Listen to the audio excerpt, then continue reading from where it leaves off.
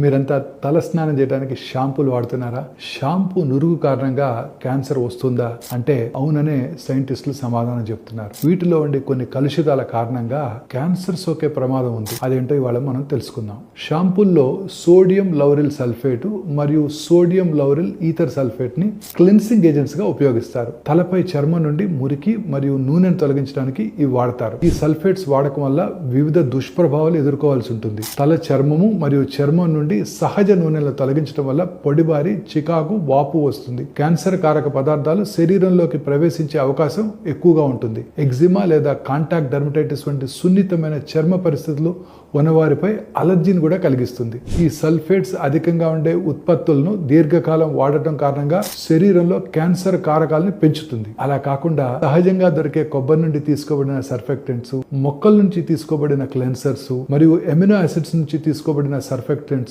కలబంద, కుంకుడుకాయలు, సీకాకాయలు సహజమైనవి. వీటిని ప్రత్యామ్నాయంగా వాడటం చాలా మంచిది.